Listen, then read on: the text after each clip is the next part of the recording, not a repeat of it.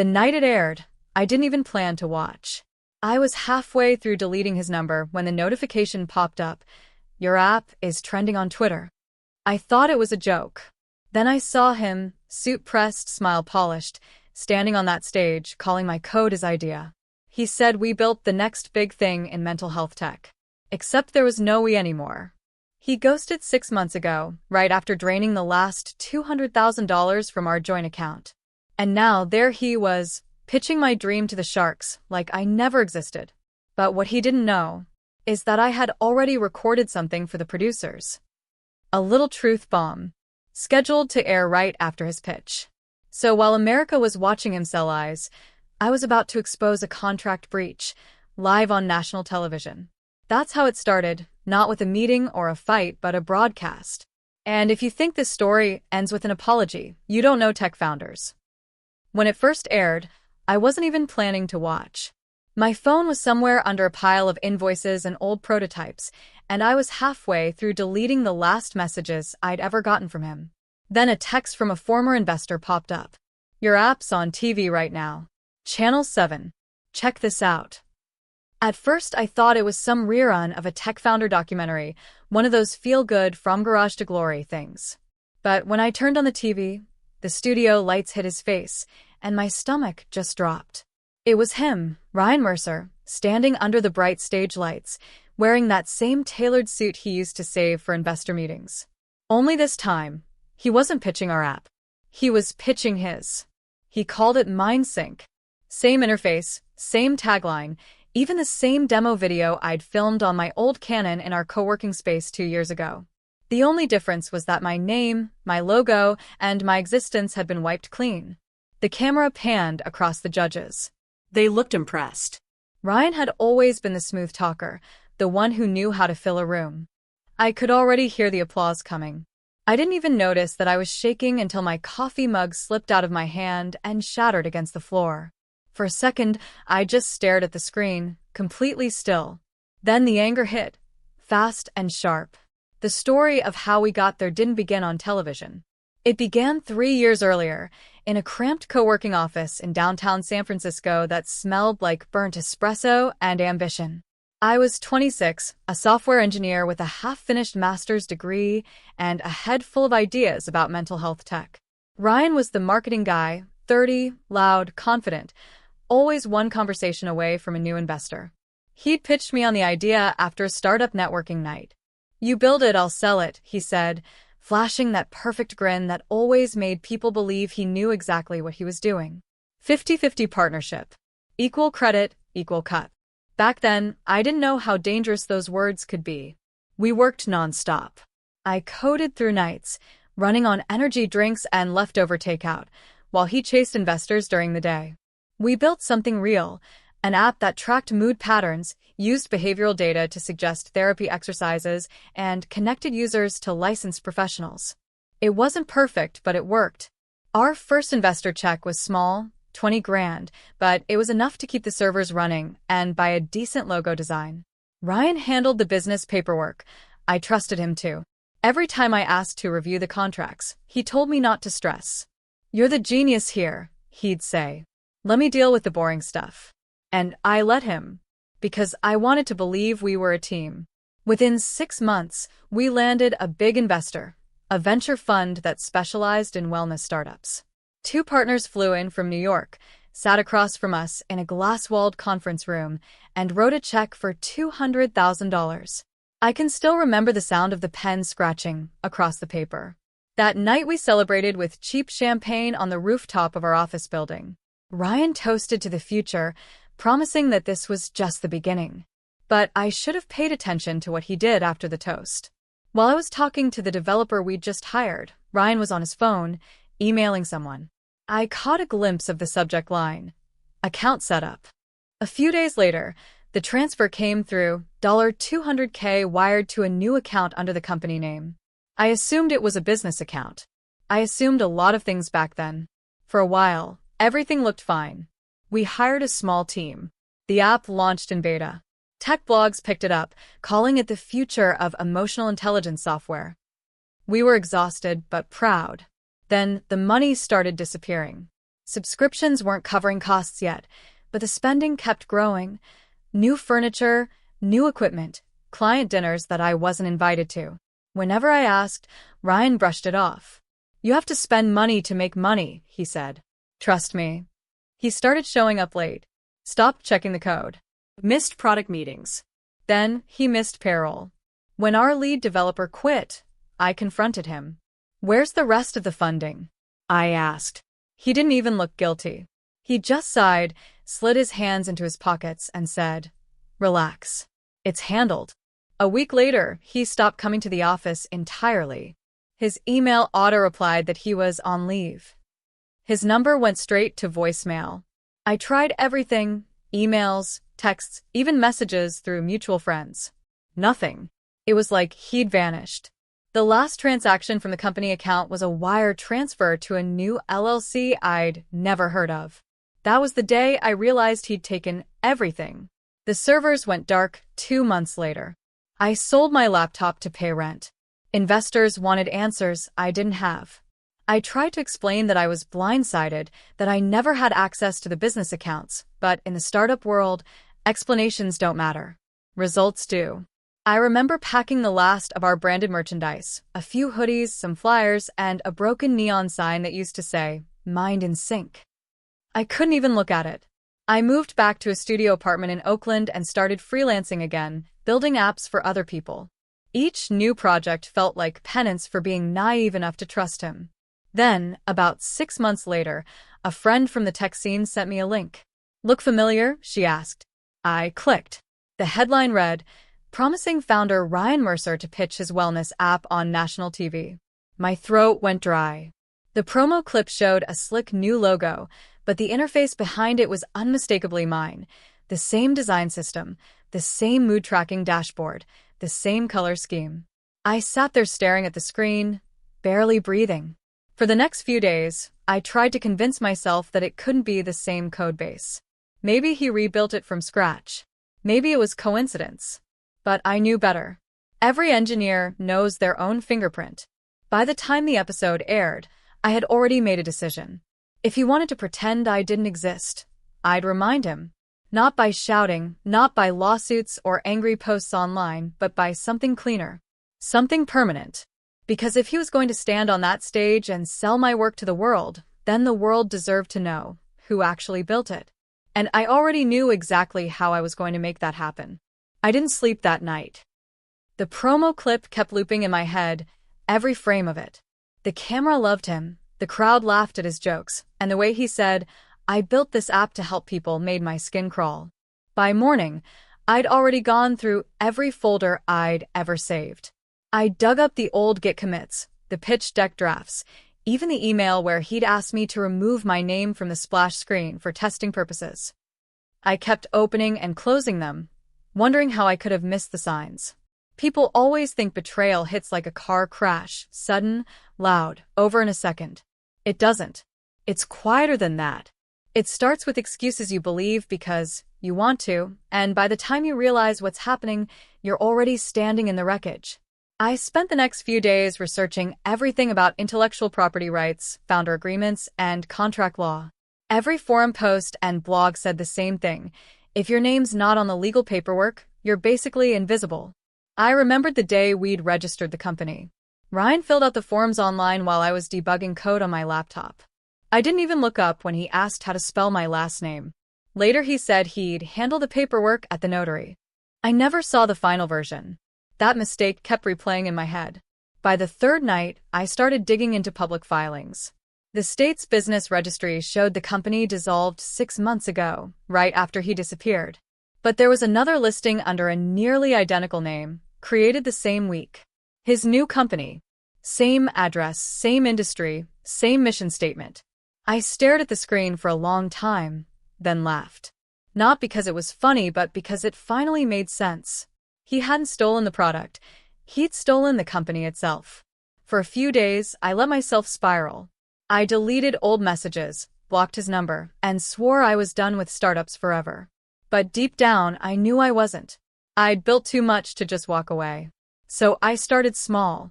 I reopened the codebase I'd saved on my hard drive. Line by line, I cleaned it, rewrote parts, optimized others. It was like therapy, painful but necessary. I wasn't fixing the app. I was fixing myself. Around that time, an old contact from the co-working space reached out. Her name was Tasha, a UX designer who'd done freelance work for us early on. She'd heard rumors that Ryan was back in the city preparing for something big. He's been talking to investors again, she said over coffee. Said he's got a major TV deal coming. I smiled. Yeah. I saw the trailer. Tasha frowned. You okay? Not yet, I said. But I will be. That conversation was the first time I admitted out loud that I wasn't going to let it slide.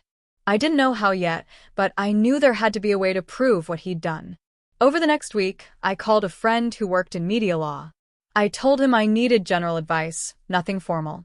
He laughed and said, if you've got timestamps, prototypes, and correspondence showing your authorship, that's more than most people ever have. I had all of it. Every commit had my username, every early design had my notes. The only thing missing was public acknowledgement. The night before the show aired, I recorded a video. Not for the network, not for lawyers, just for myself. I talked about how we built the app, how he disappeared, and what it felt like to see it come back under someone else's name. I didn't cry. I was too tired for that. I just told the truth. When I finished, I sat back and stared at the blinking cursor on my screen. For the first time in a long time, I felt calm. The next day, I sent an email to the show's generic producer address. The subject line was simple: urgent information regarding one of your contestants. I attached screenshots, code snippets, and the legal filings.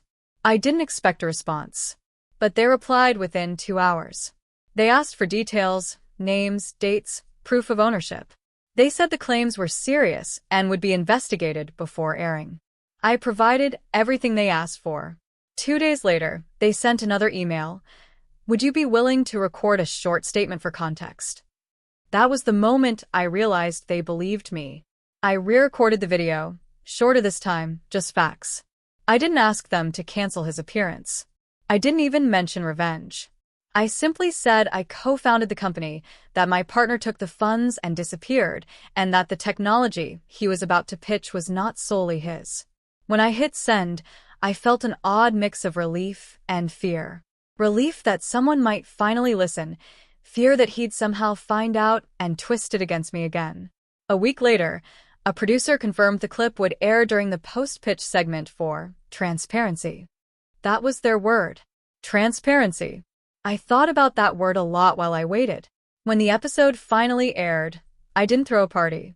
I didn't even tell anyone. I just made a cup of coffee, sat on my old couch, and turned on the TV. As soon as the theme music played, my heart started racing. The lights came up, the host introduced the next founder, and there he was, polished, smiling, confident as ever. He launched into the pitch, every sentence rehearsed. Our mission is to make mental health accessible and data-driven, he said, echoing the exact words I'd written in our first press release. The investors leaned forward, intrigued. One asked about the tech stack. He dodged. Another asked about user data security. He used the same line I'd used in our first demo, word for word. For a few minutes, I felt small again. Like I was back in that glass conference room, invisible while he took credit for my work. Then the screen flickered, and the show cut to a pre-recorded segment. My video. I sat perfectly still as my own face appeared on national television. My voice was calm, steady, nothing like I felt inside. I explained who I was, what I built, and what happened to the partnership. The studio audience went silent. When the clip ended, the camera cut back to the investors. Their expressions had changed. Lori looked down at her notes, then at Ryan. Is that true? She asked. He tried to laugh it off, stammering something about misunderstandings and old paperwork. But the energy in the room had shifted. The offer that had been on the table moments before was suddenly gone. And watching it happen, I didn't feel triumph or relief. Just closure. For the first time since he vanished, I felt seen. When the episode ended, I just sat there, the coffee gone cold in my hands. For a long time I didn't move.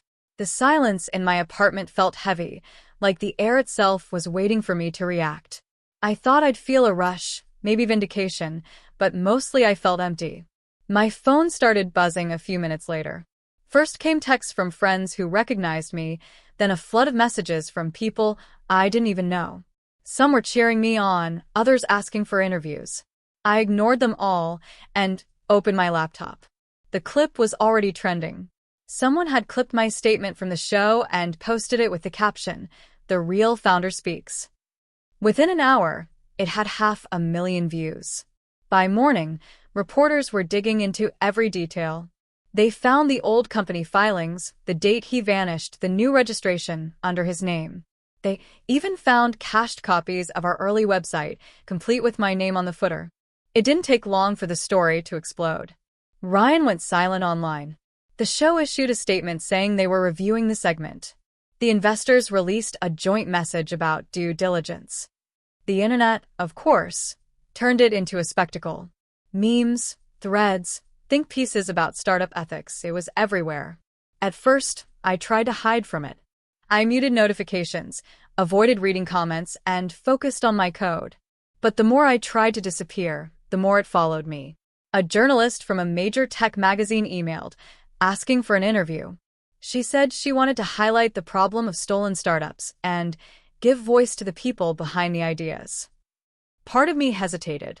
I didn't want fame. I just wanted truth. But another part of me, the one that had stayed quiet while he took credit, realized this was my chance to reclaim the narrative. We met at a small cafe downtown. She asked questions carefully, like someone disarming a bomb. I told her everything. The late nights, the promises, the vanishing, and the silence that followed. She listened without interrupting, then asked the one question I hadn't expected. Do you want him punished or just acknowledged? I didn't answer right away. Finally, I said, I just want it known that I existed. The article went live 2 days later. It was titled "Ghosted for $200,000, The Hidden Cost of Startup Betrayal." My words were all there, stripped of anger, presented as fact. The story went viral again, this time with my face attached to it. I became, unintentionally, a symbol. Messages poured in from other founders with similar stories. Some had lost money, others their ideas, some their entire sense of worth. Reading them made me realize something I hadn't before. It wasn't just about him anymore. It was about a pattern, the way people like him thrived on trust, then walked away without consequence. The more I thought about it, the more determined I became. If he could rebuild, so could I. I called Tasha again. We met in the same coffee shop where she'd first told me about his comeback. This time, I came with a plan. I want to relaunch the app, I said. But better. Cleaner. Something that proves the original vision still matters. She grinned. Count me in. Over the next few weeks, we rebuilt from the ground up. We changed the name, redesigned the interface, and added features I'd only dreamed about before. Word spread quickly. People loved the story behind it: redemption, justice, resilience. Every download felt like a small victory. Meanwhile, Ryan resurfaced. He posted a long apology on social media, the kind written by a PR team, not a conscience. He claimed miscommunication and paperwork confusion. But nobody was buying it. His investors backed out one by one. Sponsors distanced themselves. The network pulled the episode from its archives, citing integrity concerns. One night, I got an email from him. The subject line was just talk. I stared at it for a long time before opening it. He wrote that he never meant to hurt me, that things got complicated, that he thought I'd moved on. He asked if we could meet to clear the air. For a second, I almost replied. Some part of me wanted closure, maybe even forgiveness. But then I remembered all those nights I stayed up fixing his mistakes while he took credit. I remembered how it felt to see him smiling on that stage, selling my dream as his. So I didn't reply. Instead, I archived the email, turned off my laptop, and went for a walk. The city was quiet, the air cool. I felt light for the first time in months.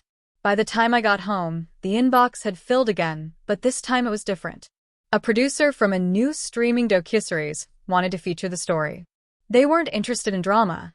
They wanted to explore how betrayal shapes innovation. I said yes. Not because I wanted fame, but because I wanted the truth to live somewhere permanent. When the episode aired months later, it didn't feel like revenge anymore. It felt like balance.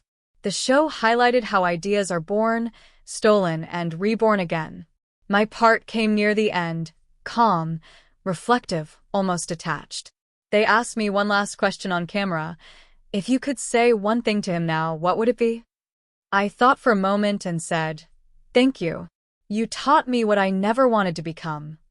That line followed me for weeks. People quoted it online, turned it into headlines, printed it on motivational posters. But for me, it wasn't inspiration. It was simply truth. By the end of that year, the new version of the app had crossed 1 million downloads. Investors reached out. The same ecosystem that once ignored me now wanted to collaborate. I didn't feel angry anymore, just careful. Because I'd learned something important. Sometimes revenge isn't loud. Sometimes it's just surviving long enough to succeed in plain sight. And as I watched the numbers climb, I realized the best kind of closure doesn't come from seeing them fall. It comes from knowing you rose higher without them. I never planned to build an empire. I just wanted to keep my word, to finish what I started on my own terms. But once the new version of the app took off, everything changed faster than I could process. At first, it was just curiosity. People downloaded it because they recognized the story, but they stayed because it actually worked. Reviews poured in, investors called, journalists wanted follow-ups. Overnight, I went from the girl who'd been ghosted to the woman who rebuilt everything from the ashes. The attention felt strange. I'd spent so long invisible that visibility itself felt like a spotlight I hadn't asked for. Every podcast host wanted me to talk about the betrayal, but I kept steering the conversation toward innovation, data ethics, accessibility. I didn't want to be defined by what someone did to me. I wanted to be known for what I created after. Still, the narrative had a life of its own. The media loved the redemption arc, the underdog founder outsmarting the man who stole her dream. My inbox filled with partnership offers, some genuine, some opportunistic. I learned to tell the difference. Around that time, Tasha and I hired our first small team. We rented a tiny office with exposed brick and bad lighting, but it was ours. Every morning when I walked in, the smell of coffee and code made me feel grounded. We worked long hours, but the energy was different now. Steady, deliberate, free from manipulation. Success came in waves. First came the investors who'd once ignored my emails, now pretending they'd always believed in me. Then came the speaking invitations, panels, universities, tech conferences. I turned most of them down. I didn't want to talk. I wanted to build. But one invitation caught my eye. It was a conference in Los Angeles, sponsored by a venture fund that used to back Ryan's projects. They wanted me to speak about sustainable innovation. I almost deleted the email. Then I thought about how it would feel to walk onto that stage, not as the victim, but as the proof of what survival looks like. So I said yes. When the day came, the ballroom was packed. Cameras, lights, a sea of faces. I stood backstage, gripping my notes, trying not to think about the irony of it all. A few minutes before I went on, one of the organizers leaned in and whispered, "Your co-panelist's running late. He's on his way from the airport." I asked who it was. The name hit me like a spark, Ryan. I almost laughed. The universe had a sense of humor after all. When I stepped onto the stage, the applause was warm but polite. I started my talk with the basics, how tech should serve people, not egos, how transparency matters more than hype. About halfway through, I saw movement near the entrance. He walked in quietly, taking a seat at the edge of the front row. For a second, our eyes met. He looked older, thinner, a shadow of the man who once filled every room with noise. I didn't flinch. I just kept talking. After the session, attendees gathered around to ask questions. Ryan stayed on the sidelines, waiting. When the crowd thinned, he approached me. "Congratulations," he said softly. "You did what I couldn't." I smiled. "You mean what you wouldn't?" He nodded, eyes down. "I deserve that." He tried to explain himself again. Stress, bad timing, fear. All the same excuses dressed in new words. I let him talk until he ran out of them. Then I said, "You don't owe me an explanation." You just owe yourself honesty." There was nothing left to say. We shook hands like strangers, and that was the end of it. That night, back in my hotel room, I watched the city lights blur through the window and realized I wasn't angry anymore. The weight I'd carried for years was gone. What replaced it wasn't joy or triumph, it was quiet peace. Over the next few months, growth became steady, not chaotic. We expanded the team, secured funding from investors who respected boundaries, and built partnerships with mental health organizations that believed in the mission. Every success felt like rewriting history one line of code at a time. One evening, while finalizing an update, I came across the original version of the app, the one we built before everything fell apart. I hadn't opened it in years. I clicked through old interfaces, outdated but familiar. In the About section, the credits still listed both our names. I hovered over the delete key for a moment, then left it untouched. The past didn't need erasing. It needed context. That was the night I realized revenge had turned into growth. I didn't need him to fall anymore. My success had already rewritten the story. Months later, the company was invited to a National Innovation Summit in Washington. The event honored projects that bridged technology and mental health. When I walked onto that stage to accept the award, I felt something deeper than pride, validation, not from the world, but from myself. The applause echoed as I looked out at the audience. Somewhere among those faces were people who had once doubted me, dismissed me, or tried to own what I built. And yet here I was, standing in the light, calm and unshaken. I ended my acceptance speech with a single line. The most powerful comeback isn't proving them wrong, it's proving yourself right. The crowd stood, clapping. But I wasn't thinking about them. I was thinking about the girl I used to be, the one sitting on a couch watching a stolen dream on TV. She'd made it through. I used to think closure was an ending. It isn't. It's a quiet beginning that looks nothing like you imagined. A year after that summit, the company finally outgrew the tiny brick office where it all started. We moved into a space with glass walls, sunlight on every desk, and enough room for a real kitchen. On the first morning, I stood in the doorway watching my team unpack monitors and coffee mugs, laughing about where to put the plants. It felt surreal. There was no tension, no politics, just people who believed in what they were building. Sometimes I caught myself waiting for things to fall apart again. Trauma does that to you. It teaches you to expect storms even when the sky's clear. But the storms never came. What did come were invitations. Colleges wanted me to mentor student founders. Nonprofits asked me to advise on ethics in tech. Every time I shared my story, I made sure to focus less on betrayal and more on what comes after. Because that's the part nobody teaches you, how to keep creating when your faith in people has been broken. One afternoon, a group of interns visited the office. They were nervous, wide-eyed, hopeful. One girl asked how I found the courage to start over after being burned so badly. I told her the truth. You don't wait for courage, I said. You start before you're ready, and you keep going until you don't flinch anymore. She smiled like she was storing the words for later. As the company grew, I made a rule for every new hire. Transparency first, ego last. Every line of code, every decision, every dollar spent was tracked in plain sight. I wanted no ghosts in this version of the story. And somehow that honesty made people stay. Turnover was low, morale high. It turned out that trust wasn't fragile, it was magnetic. Some nights I'd stay late, walking the quiet halls long after everyone left. The city lights reflected off the glass, and I'd see my own reflection.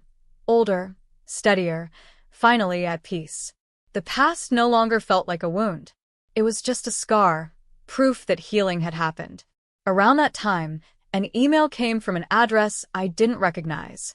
It was from Ryan's former assistant. She said he'd left the city, sold off his shares in what was left of his ventures, and started consulting quietly under a different name. He was doing okay. Not thriving, not ruined. Just okay. Reading that, I realized I didn't feel anything. No anger, no satisfaction, just neutrality. That's how I knew I'd truly moved on. A few months later, I gave a keynote at a national entrepreneurship conference. The hall was massive, 5,000 people, screens towering above the stage. I looked out over the crowd and thought about how far the story had traveled. My opening slide was simple, a single sentence that read, "Integrity is the best revenge." I talked about rebuilding after betrayal, about how innovation isn't just about products, it's about people. I told them the hardest part wasn't losing money or credit, it was learning to trust again, to believe that collaboration could exist without manipulation. When the speech ended, the applause felt endless. But what I remembered most was a young man who came up afterward, shaking my hand like he was holding on to something fragile. He said he'd been pushed out of a startup too, that he was on the verge of quitting everything until he heard the story. "Now I just want to start again," he said. That moment mattered more than any award. Because that's what legacy really is, not the empire you build, but the hope you leave behind. The company kept expanding. We launched scholarships for underrepresented founders, started a mentorship program, and funded open-source tools for mental health access. Every initiative was a reminder that what was once stolen had now multiplied into something bigger than me. One evening, after a long day of meetings, I found myself back at the old neighborhood near where it all began. The co-working space was still there, same faded mural on the wall. I stood outside for a minute, watching strangers walk in and out with laptops and dreams. For the first time, it felt like visiting a place that belonged to a different lifetime. I walked inside, anyway. The receptionist was new, the layout different, but the smell of burnt coffee was the same. I sat at an empty desk, opened my notebook, and wrote one line. It started here, and it ends here too, but not in the way I expected. Then I closed the book and walked out. That night, as I rode home, the city lights blurred past the car window. Somewhere deep down, I realized I wasn't chasing anything anymore. The ghosts were gone. The noise had faded, and all that was left was clarity. Revenge stories usually end with someone falling. Mine ended with me learning how to stand. I used to think the worst thing someone could do was steal from you. But it turns out the worst thing is letting what they stole define you. When I look back now, I barely recognize the person who waited for an apology that would never come. I don't see a victim anymore. I see the beginning of someone who finally learned that loss can be a kind of freedom. Every so often, I still get emails from people who've been through their own versions of betrayal, partners, friends, bosses. They always ask the same question. How did you let it go? And my answer is always the same. You don't let it go all at once. You rebuild piece by piece until one day, you realize the anger doesn't fit anymore. It's like trying to wear an old coat that no longer belongs to you. The app is still growing. The company has a new office now, new people, new ideas. Sometimes I walk through the halls and catch snippets of laughter, see lines of code flashing across screens, and think about how every keystroke is proof that the story didn't end with betrayal, it evolved because of it. If I've learned anything, it's that revenge doesn't have to be destruction. It can be reconstruction. It can be grace. So when people ask if I ever forgave him, I tell them forgiveness isn't about giving someone a clean slate, it's about reclaiming your own. And as the years pass, I've come to understand that what happened wasn't the worst chapter of my life. It was just the plot twist that showed me who I really was. Because sometimes, the story isn't about who betrayed you.